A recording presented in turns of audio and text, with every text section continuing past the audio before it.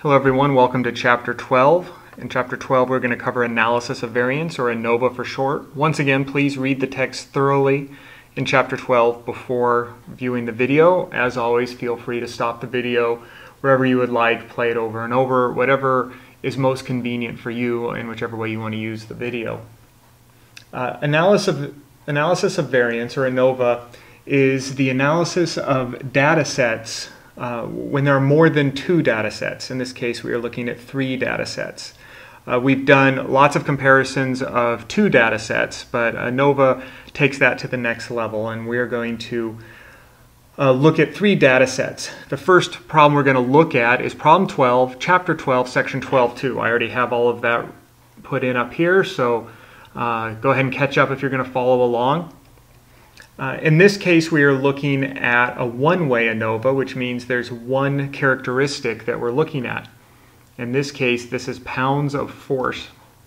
And I'll go ahead and read the problem to you. Then I'll explain why I put the data in the way I did. Femur injury in a car crash. Listed below are measured loads in pounds on the left femur of crash test dummies used in the same cars listed in the chapter problem. Use a 0.05 significance level to test the null hypothesis that the different car categories have the same mean. Do these data suggest that larger cars are safer? So what we want to do is analyze these numbers. Now, they are given to you in rows: small cars, medium cars, large cars. I put them into columns. I did that because it's a little faster for me when I enter the numbers into Excel. But you can put them in rows or columns. There's an option for each when we do the analysis of variance within Excel. So let's go ahead and do it.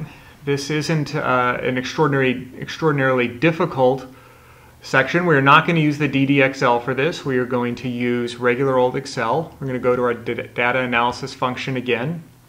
We're already set for ANOVA single factor. We hit OK. It's already set up for our input range. I'm going to include the labels. So we have the input range is A3 through C13. And I have them grouped by columns. And if you wanted to do the rows like they are in the book, you can enter the rows here. Labels in the first row, alpha 0.05, output range at E1. That's just fine. That tells you where the table is going to go. And I hit OK. OK, here's our analysis.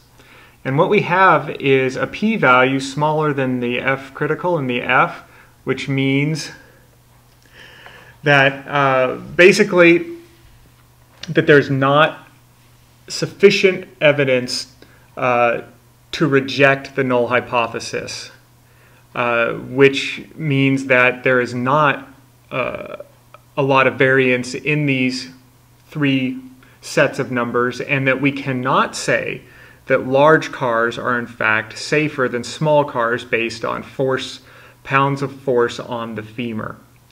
So once again, we're just looking at the p-value being smaller than the others, and we are failing to reject the null hypothesis.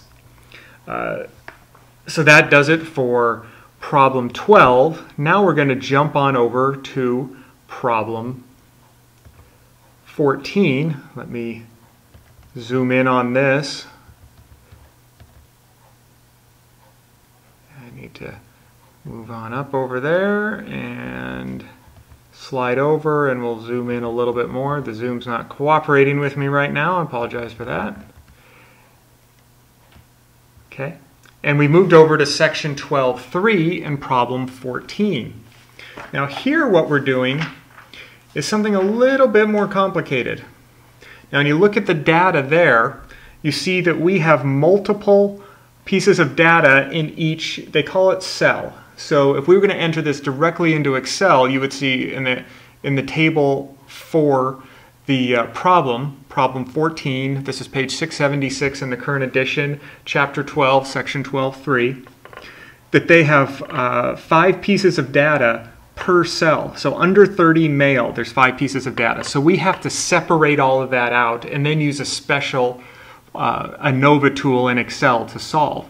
So what I have done is given each of those pieces of data their own cell. So under 30 male, I have 265, 303, 1252, 230, and 957.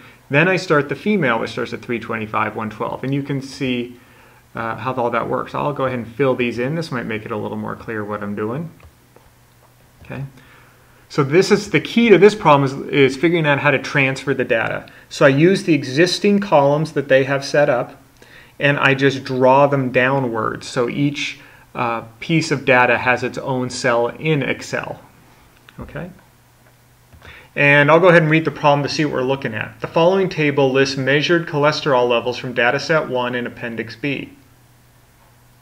All cholesterol levels affected by cholesterol levels affected by an interaction between sex and age. Are cholesterol levels affected by sex? Are cholesterol levels affected by age? Okay, so we're going to figure all of that out by doing an ANOVA analysis. Now, when you have multiple values in the same cell, that is called replication. So we're going to do two factors because we have male and female. Those are our two factors. We know it's ANOVA because we have more than 3 columns, more than 3 sets of data, and we have replication. Okay, ANOVA 2-factor with replication. We hit OK. Input range. So we're going to go ahead and change that input range to right there. Rows per sample. So like under 30, we have 5 rows of male, 5 rows of female. So that is 5. Alpha, 0.05. Output range, F1. That means it'll start the table here. That's just fine. So we're going to go ahead and click OK. And here is our table. I'm going to go ahead and zoom out on that a little bit so we can see all of it. Now, when we look to see what all of this actually means, we see that the test statistic is F equals 2.88 right here for interaction. And the p-value is 0.076, which is of course smaller. And when we look at the test statistic for gender, we are, which here is sample, but that's referring to the gender, we're at 2.01. And the p-value is of course smaller, 0.169. And then when we look at age bracket, we see that we have a small f value of 0.75, but the p is still smaller at 0.48. So we can see that there is no significant effect on any of these. Gender, age, and which is the other one that I'm missing? Oh, the interaction between the two on cholesterol levels. So it's the interpretation can be a little tough at times, but getting the data is pretty simple. And usually that's half the battle. So if you can get to the data, you take a little bit of time and do the interpretation, see how the p-value compares to the F number or the test statistic. It'll let you know whether you should reject or accept, and so forth. All right, that is it for Chapter 12. Thank you very much for watching the video, and as always, please let me know if you have any questions.